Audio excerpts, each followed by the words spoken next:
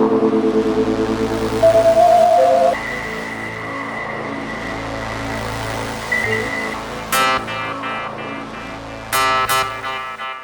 there, and welcome to another episode of Ronan Nazarene Talk. I'm one of your hosts, Solitary Ronan from Solitary Ronan Films. And I'm Nazarene Prod from Nazarene Prod or something. Excellent. That's a bit of Lubitsch wit. Yes. Put in there. And today we're going to do another double bill of Ernst Lubitsch. We're going to do Shop Around the Corner from 1940 and Ninotchka from 1939. He's a show off. He's got them Blu-ray imports, and I've just got them streaming. So yes, it's good. It's good to have some Lubitsch in your hand, so to speak. Yes. Yeah. I do have his German films, that box set. I've still to watch them though. Yeah, so far. Yeah. Sorry, I joked. Sorry that. So do you want to start with the intro for Shop Around the Corner, or do you want me to do the intro for Shop Around the Corner? I'll let you do that one. I'll do the Ninotchka. How's that? Okay. Because I like communism. Fair enough. Yes, which ism is better, but we'll get to that. Yeah. So Shop Around the Corner is a wonderful little film. It's a story about a shop, even though we don't see whether it's actually on a corner, but it's around a corner from somewhere. And it just follows the staff and their interactions with each other and their interactions with the boss, played by Frank Morgan, or the Wizard of Oz, as you might know better.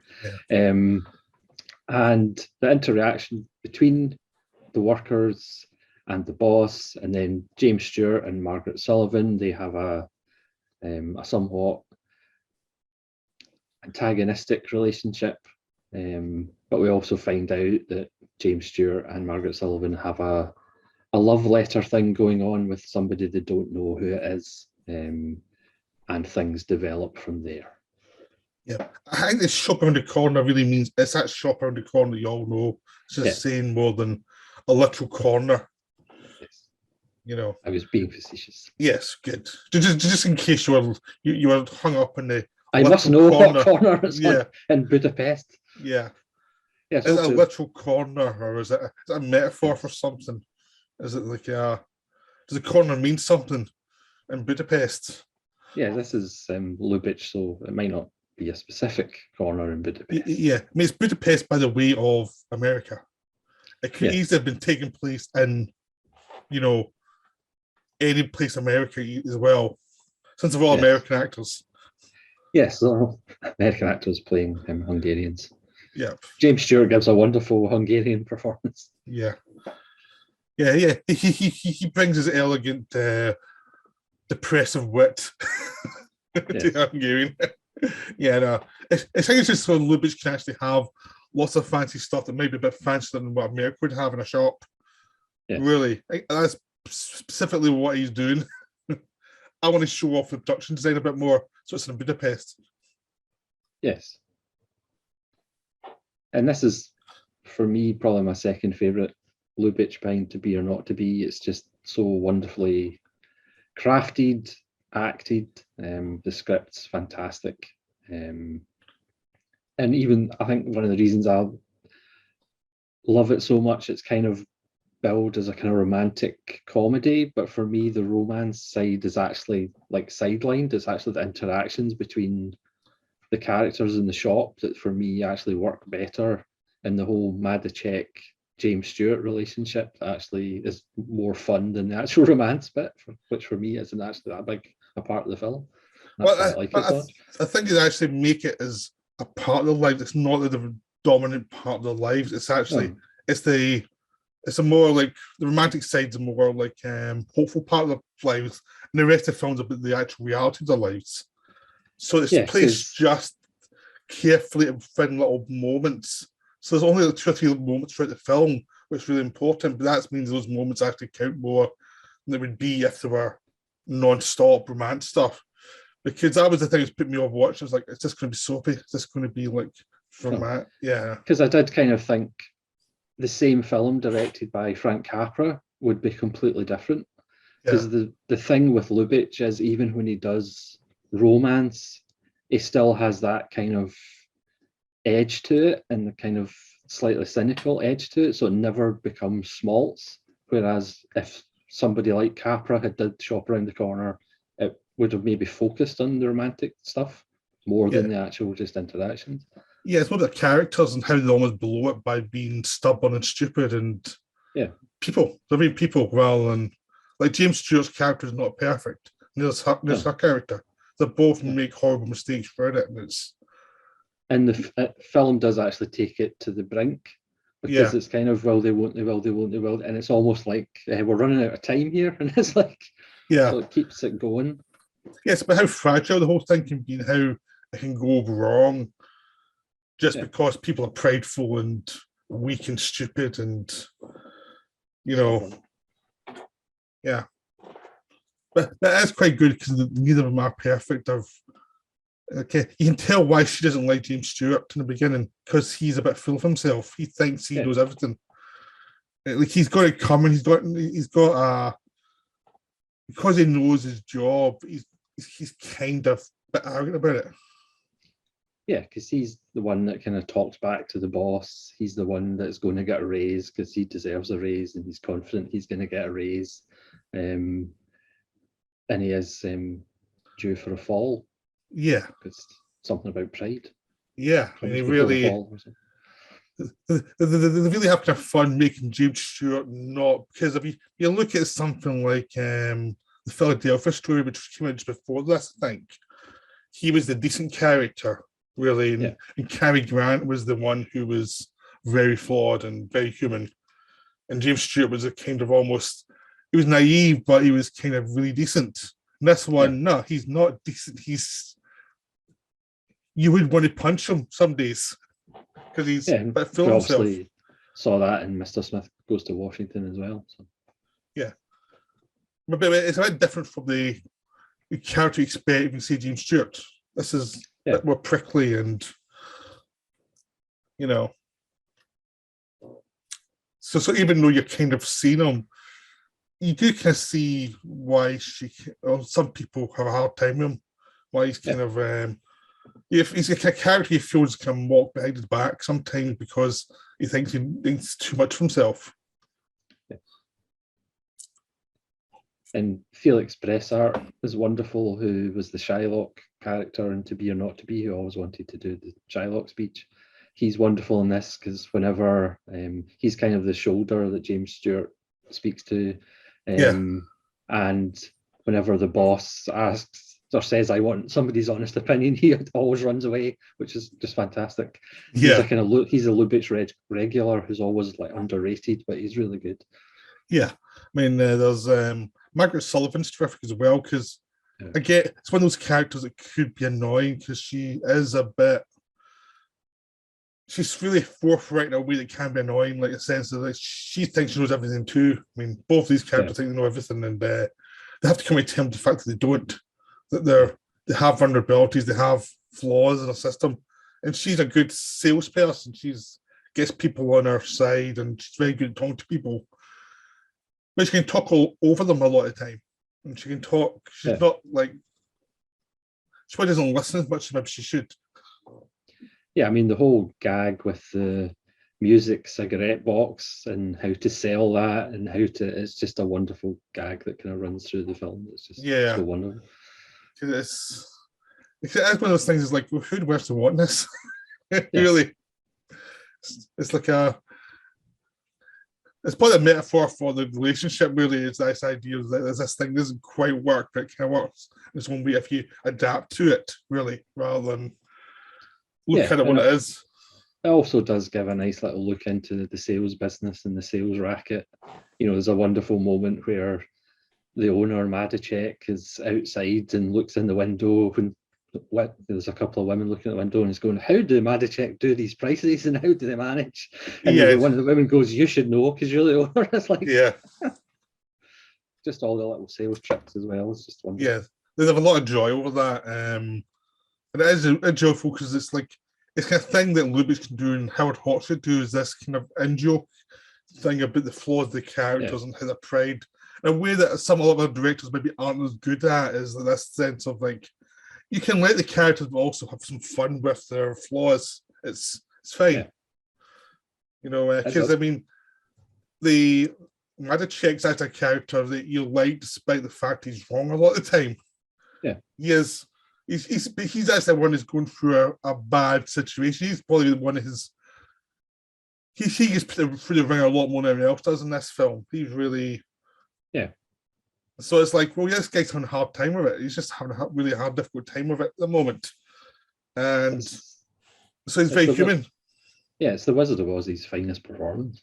Yes. You know, his relationship with James Stewart's wonderful. His relationship with Pepe, the kind of errand boy, is wonderful. Yeah. And how that develops and changes as the film goes on. Yeah. And also, he's the one, I mean, his problem starts off, and it's one of those things is they don't ever really explain who sent a letter to him to say his wife was having an affair. They don't ever explain it. Yeah. It's kind of like the dead chauffeur in Big Sleep. Who killed the chauffeur? Yeah. Who cares? No one cares. Really yeah. It got the plot moving. Who cares who did it? It's like, ultimately. Oh, you go. He used to think it was somebody who had it in for me, must have annoyed somebody and just were malicious about it, or someone had it in for somebody. That's it. You don't need to know anymore. Because despite it being a wonderful comedy with fantastic singers, it does actually have a heart, and there are like really moving moments, but again, without being schmaltzy, without being overly sentimental. Yeah, I mean, there are dark moments. I mean, the fact is, he almost shoots himself halfway through. I mean, it's like, and then the bellboy guy says, "Don't worry, I'll never mention it again." Of course, does he mention it again? Oh yes, gratuitously. When he wants to be a salesman and stuff. Yeah. I mean, it's like you could be in here for years. Yeah, that character's hilarious because he's so tactless and so ambitious, and it's like it's one of those characters you figure looking about a year after the film takes place, he's probably going to get fired for something. It's like he's going to be like, you're not going to last forever here. They're eventually going to get sick of you because he's a bit too confident for his own good. Yes. Now, you've also got the character who causes all the problems, which is the womanizing, self-regarding. Yes, the slimy. Yeah. But again, he's played wonderfully. I know, he's so enjoyable. You know, he's a villain, but it's like, just give us more scenes of him because he's so much fun just being this slimy git who's sleeping with the boss's wife and doesn't realize that this is going to come back to haunt you. Like, you annoy people, someone's going to use it against you. He's so self-confident. And it's funny because he gets replaced by the other guy who's oblivious to self-confidence. Yeah. It's like, keeps on going, the same cycle keeps on going. I mean, it is a kind of difficult film to talk about just because it is so perfect. And it's just perfectly executed, that it's one of those films you just need to see and take joy in those lines that are just so fantastic. I mean, you could list them all, and there's certainly a lot of that in the Ninotchka as well. But yeah, I think the Ninotchka is actually more zingers than this one. This one's a bit more low key, but all the lines are terrific. They actually are very much more. There's a whole thing about the food. The first time we see the characters, James Stewart's gone to the house for the meal before, and it's like everybody's having to get stuff to their stomach because obviously the food wasn't as good as everyone said it was. Everyone has to be polite, and it's like well, they're all having to take stuff to fill their stomachs. So obviously the food wasn't good. It wasn't. And there is just this thing of the hustling because everyone's surviving on, even though it looks beautiful, the shop. They keep on telling us there's massive unemployment. People are struggling here. Like, they're lucky to have this job.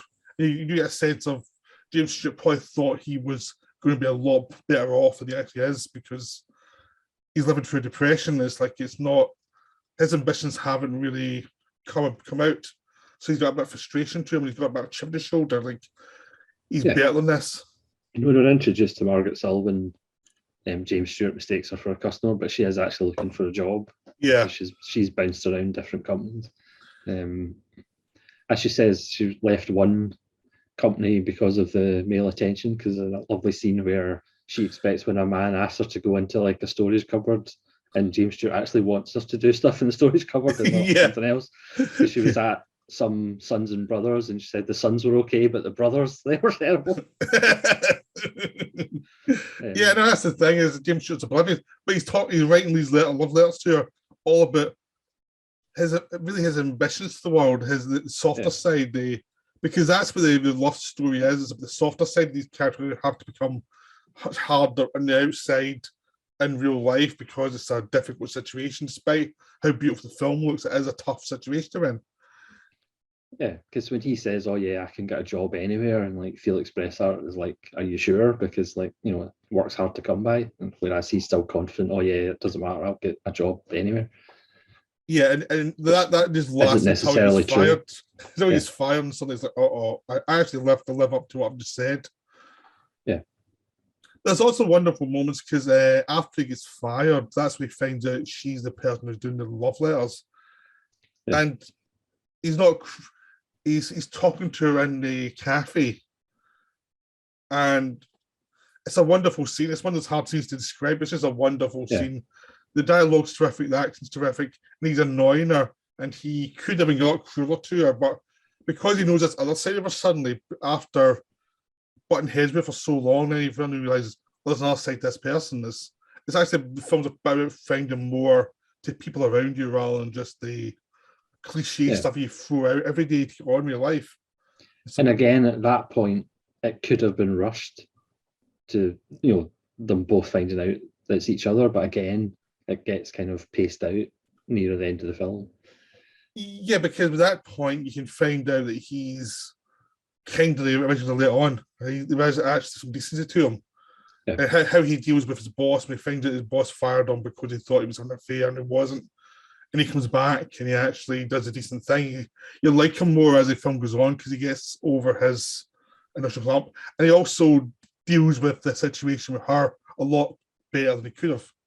Yeah. Like, once he realizes what's going on, he actually does do decent things, even though he does tease her about the other guy coming in and being ugly and old. And he wants to test out how much he was into this fantasy and how much he actually into the reality. You know, so it's not like really cruel. It's just a case of he wants to know what she's actually made of. Yeah. So it's a perfect example of world building, character building, and making characters that you actually want to spend time with. Yeah, because your friend, she was trying to write and she wasn't getting anywhere, and she came into the original in the film, she'd just come off trying to write something where she'd all these ideas with the world, and it turns out, she says later on, it's like some of them weren't actually practical, some of them were really silly ideas. But she saw she's going through a process. Yeah, because we all have to deal with the reality of the world compared with our fantasy or our ideal of the world. And obviously the two of them never mesh. Yeah. Like, our fantasy of the world is that every Blu-ray is free, and it's not reality. No. Every film's on Blu-ray. Or 4K, in my case. 4K. Yeah. Yes. Yeah, she has to deal with reality, and she's struggling, and she's actually someone who is struggling because she puts more stock into this stuff than she likes to let on. Like, she's obviously a very lonely character, and she's got some aspirations, but she's still finding herself, really, ultimately, despite the facade she puts up. And so is he, despite the fact he thinks he's got it all figured out. He really hasn't. And even the old guy, Madacek, hasn't got it all figured out. He thought he did figure it out, and it turns out he didn't at all. Turns out his wife has seen someone else and didn't want to spend her last years with him. And it really does a number on him. It's probably I'll let you go. I was just going to say, probably the only character that does have it figured out is the Felix Bressart character, who lives within his means, never sticks his head above the parapet.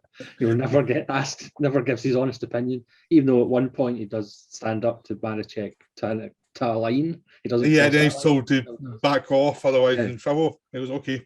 He's kind of happy with his lot. He doesn't dream too big, you know. Yeah. But yeah, no, there's a lot going on below the surface, and there's lots of nuances that actually drive the film. It's not just about the romance or because the romance is a part of it. It's not really. It's really about living in a world that's maybe crueler than you'd expect it to be, despite the facade. Yeah. And the romance is the relief in that world, not the whole thing.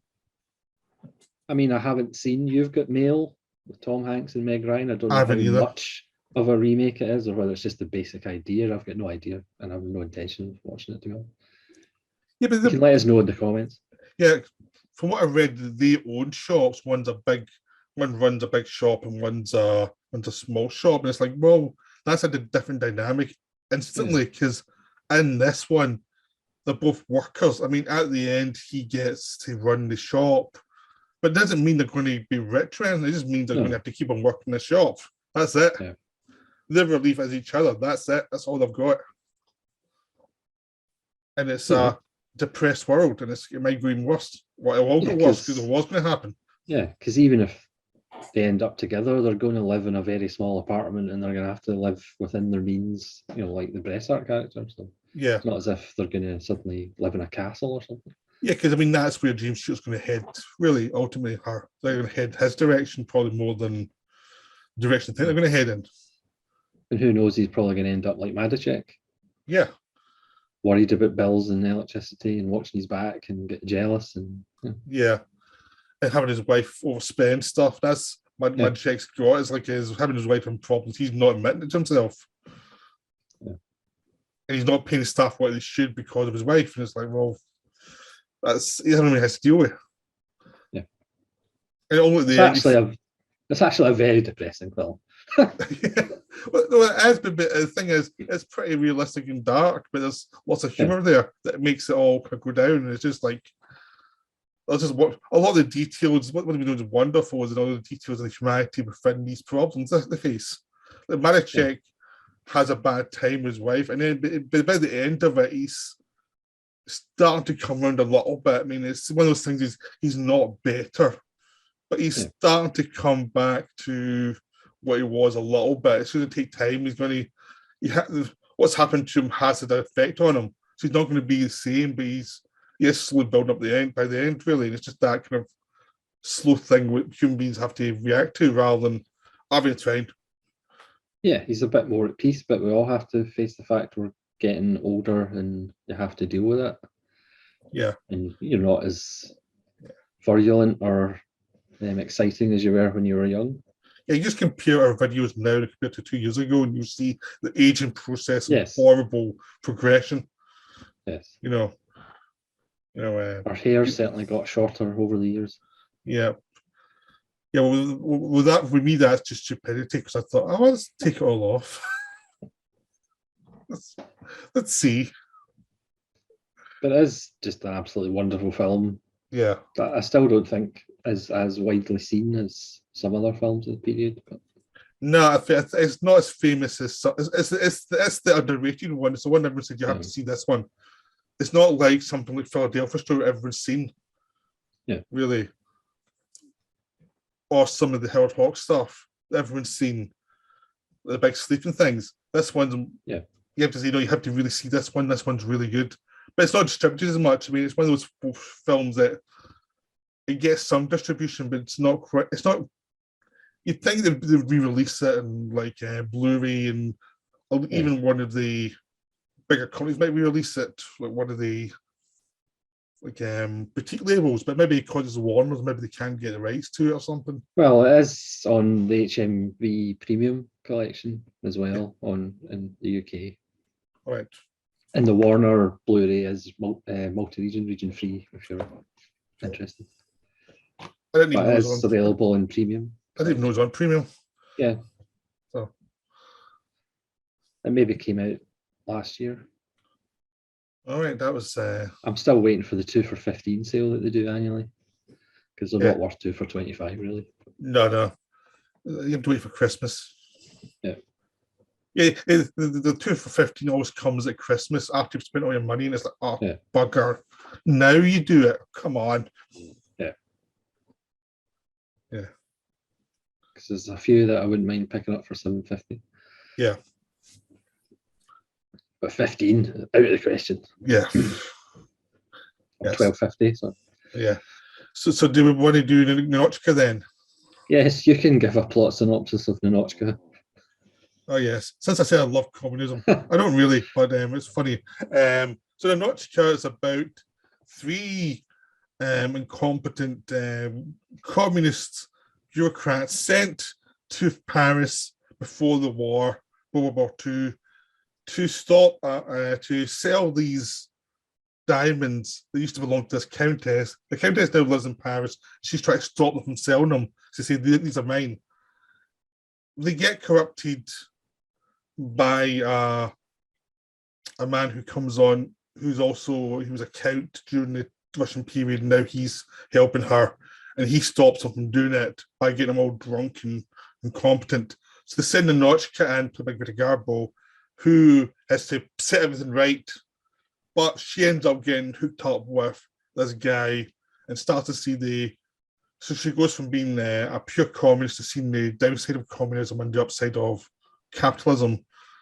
That's in the crudest possible form, and they fall in love, and it's the problems they have dealing with the situation and try to deal with the fact that she has to go back to Russia, to Mother Russia. Yes. And how does love run smooth under communism? Yes. That was very well done. That was a lot better than I could have did. Well, thanks. Well, I've only seen it a few days ago, so it's still fresh in my mind. So it's like I could get the bullet points. So I just didn't really touch Shop Around the Corner. That's why I gave it to you. That's a harder one. I wasn't generous. Shop Around the Corner I've seen like far too many times. Ninotchka is the one that I've maybe only seen a handful of times. Again, I think this is a Spanish Blu-ray, which is bizarre that it's not on a kind of bigger Blu-ray release. It's basically Greta Garbo, isn't it? It's like one of the things is like. Did she not win an Oscar, or was it not Oscar nominated? Nominated, yeah. You think Lubitsch and her that would create interest? Yeah, and where are you with that stuff? Yeah. But again, it's Garbo, Melvyn Douglas. The script was written by Brackett and Wilder, Bela Lugosi. I know, which I completely forgot about. It's really weird seeing Garbo and Lugosi in a scene together. It's like, wow, that's odd. Again, Felix Bressart is one of the three stooges, if you like. Yeah. And Sig Ruman, who was so good in To Be or Not to Be with his Schultz. It's just absolutely wonderful. Yeah. But that's not very deep analysis. Yeah. I mean, this one, this one's more the lost story than Shop Around the Corner has. It dominates a little bit more, and that's probably the biggest flaw. That's what I think is there's a bit too much lost story, because everything else really works. The lost story takes its time, and by the time you get to the end, it makes sense. But in the middle, there's a little bit of a slowdown for the pace that I think kind of affects the film a little bit. But that's a minor flaw. Yeah, it could have been like 5 minutes shorter, but I mean, that's not a huge sin. Yeah. But again, because you're with these characters, you don't actually mind it that much because they're fun characters to be around. Yeah, and you're basically watching Ninotchka go from being an extremist on one side to actually become a human being. So there's a story there. It's not like you couldn't really not do what it does. So you have to do that to get to the point. It's just that you can't know where it's going.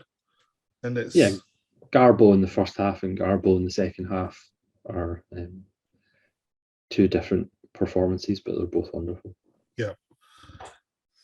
But I mean, this film was banned in Russia.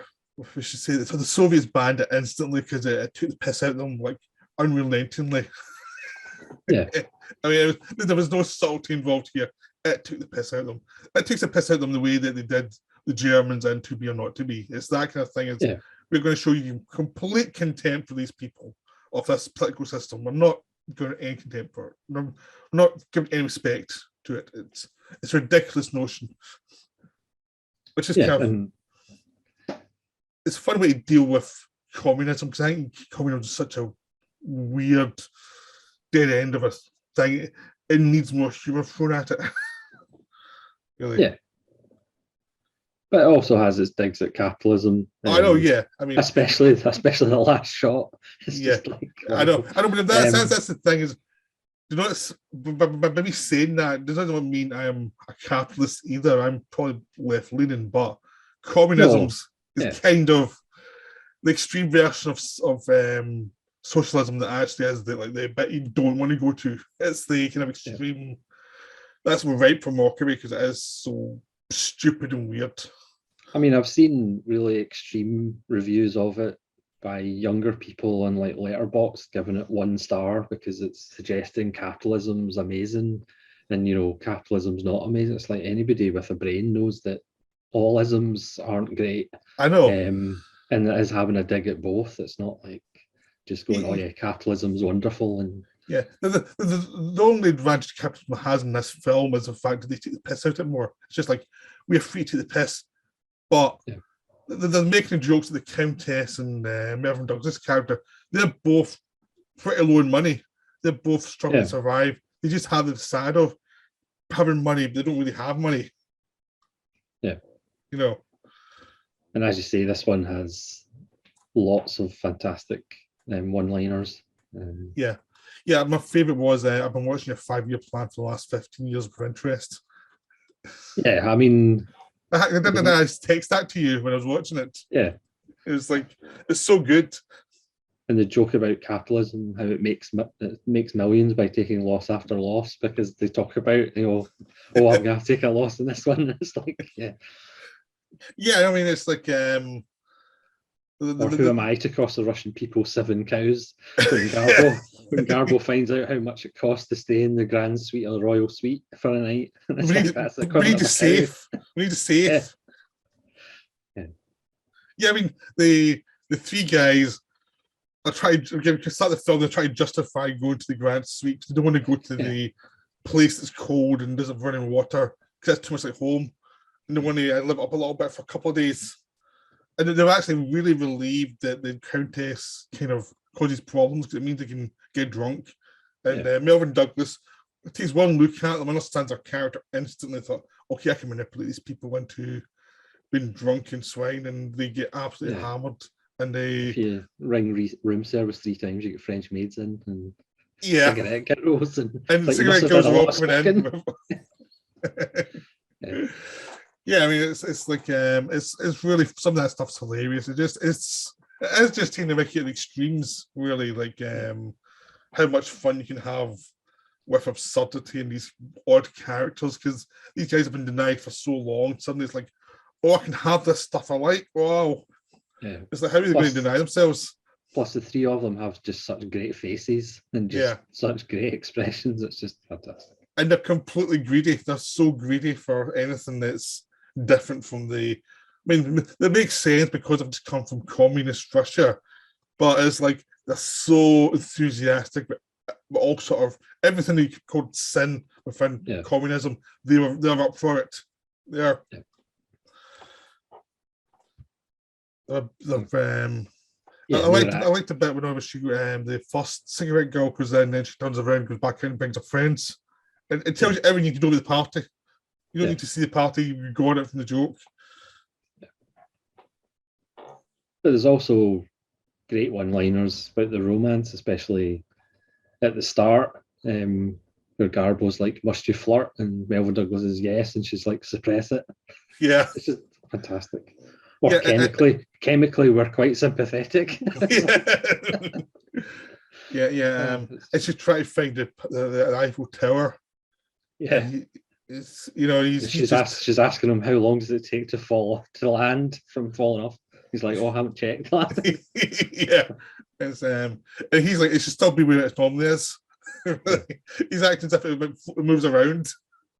Yeah. There's tons of weird stuff like that. It's just like just odd. He just enjoys being weird. He's just amused himself by saying, he doesn't have a clue who she is when he first starts flirting with her.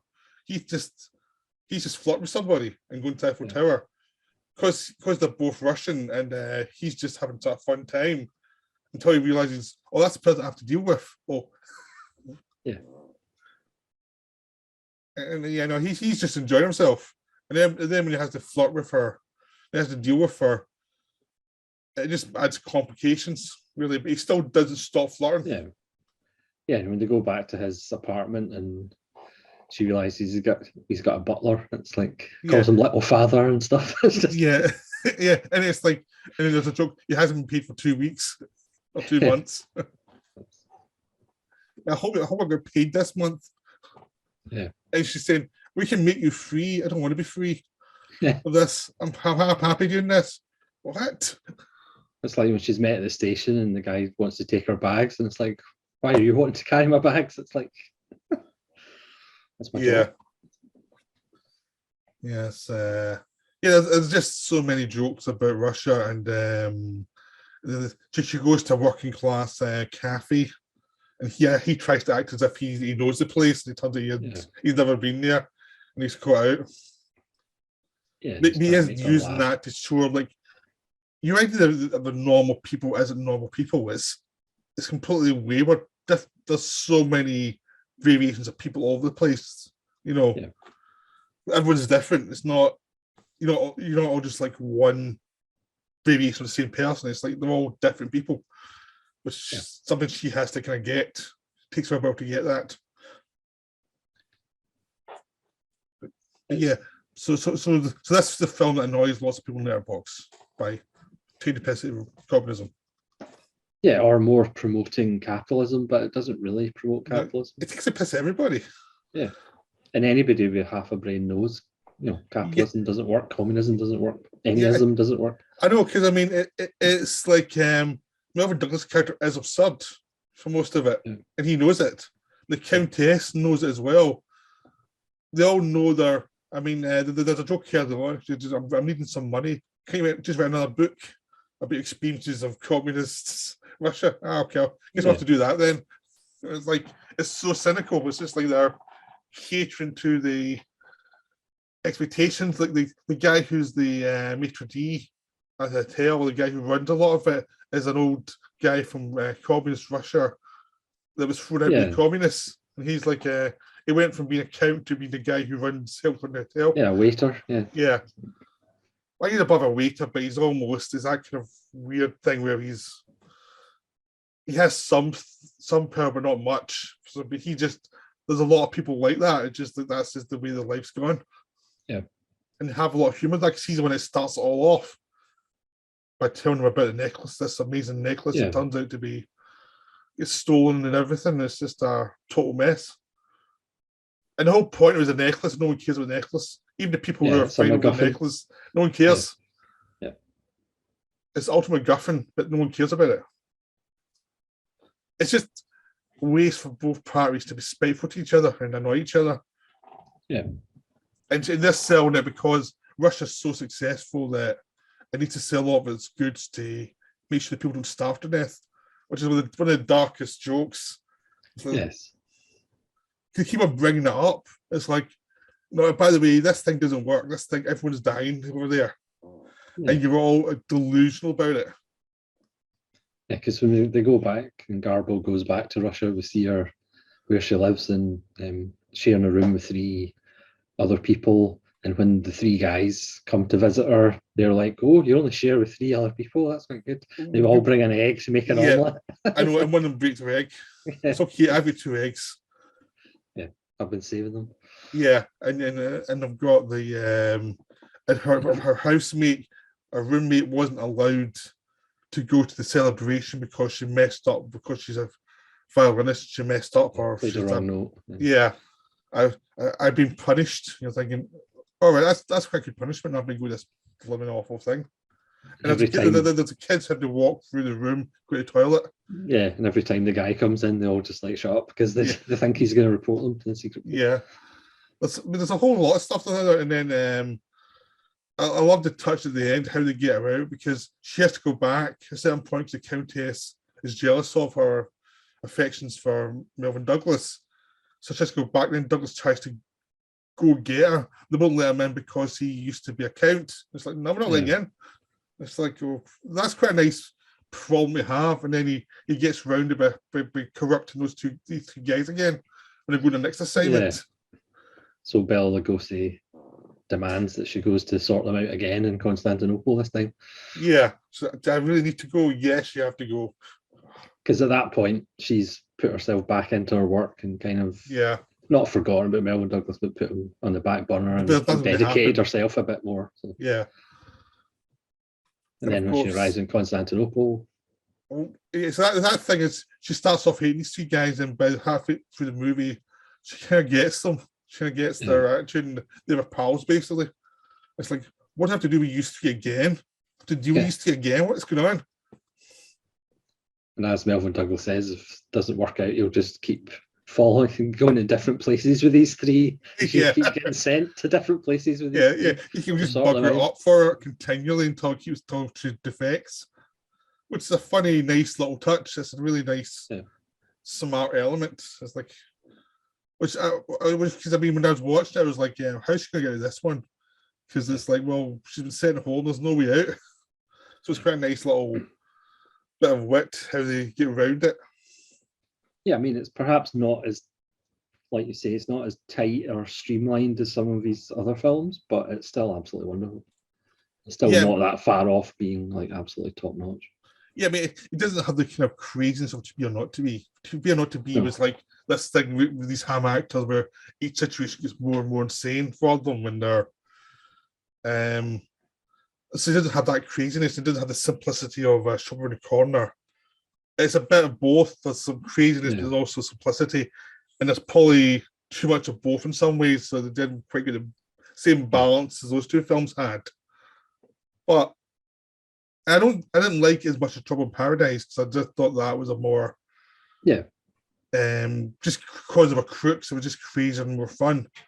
It's still really good. It still puts so many films to shame. Excellent. Yeah. And politically, it's hilarious. It's just like most films would not go as far in modern days as this does. Like, most films would not take the piss out of a. I mean, imagine me making this with communist China and see what they'd have a fit. It would definitely be banned. Yeah. So even though if it's not like absolute top-notch Lubitsch, like you say, it's still better than 99% of his peers or 99% of comedies, period. Yeah, because it's smart. I mean, it just has a flaw. It's 5-10 minutes too long. And it's really in the middle that's a bit. I think because the first half and the final section both got a really good pace. It's just the middle section feels a bit slower compared to that. They need to do it for the drama, but it's just like it isn't quite as balanced as some of these other films. And how to see her when she reacts to champagne. Yeah, that's a really good sequence. Oh, yeah, that's another one of my favourite lines. She's spreading communist propaganda in the powder room. Yes, you have to do something about it. Yeah, and he's just getting drunk. He's just like, another, please. Yeah, it's quite funny because it's very weird because the Countess is actually jealous of her. It's like, what? What's going on? Can't do this to me. You can't like some other girl, even though she keeps my arm's length. It's like, you're my slave. So yeah, Ninotchka is wonderful. It's just so wonderful. Just go watch it. It's available. You can get it in Spanish Blu-ray. You also get it on iTunes. Probably pretty cheap.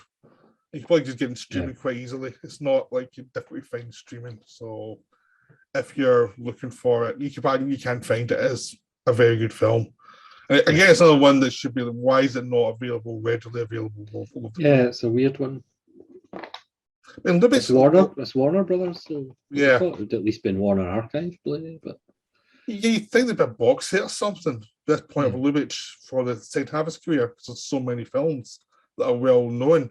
But even something like Trouble in Mind's hard to get. Trouble in Paradise isn't. Trouble in Paradise. I mean, I'm talking about Alan Rudolph film, Trouble in Mind. It's like, Trouble in Mind. Trouble in Paradise isn't on Blu-ray, which I mean, DVD. It's Eureka. So and. Yeah, I mean, it's To Be or Not to Be is what's that? I mean, it's like it's just insane how that's just Region A Blu-ray. Yeah, I mean, it's just weird. The rights issues in this films are really bad. And Design for a Living is Criterion Region A. Design for a Living is another really good one, which is essentially about a menage a trois. I haven't seen before the pre-code. That's excellent as well. Yeah, and also that box set, the Eureka of these early films. Which, I think that has been next to our list of films to watch. I think we've taken off. Yeah, that might actually make us watch them. Yeah, we need to watch them. Yeah. So yeah, that's a promise. The next ones we do with Lubitsch will have to be that box set. Yes. We see that now just to make sure we don't avoid it. Because we don't watch them going, oh, these are really good. Why didn't we watch them before? Exactly. So it's like, it won't even really be a difficulty. No. So I think that's us for the Lubitsch discussion then. Just go watch more. Yeah, just go watch more Lubitsch. That's the take-home message. Yep. And if you don't, you're a damn fool. Yes. Yep. So we'll see you next time then. Yep. Thanks very much for watching. Let us know which is your favourite Lubitsch, and we'll see you again. Yep. Bye. Bye.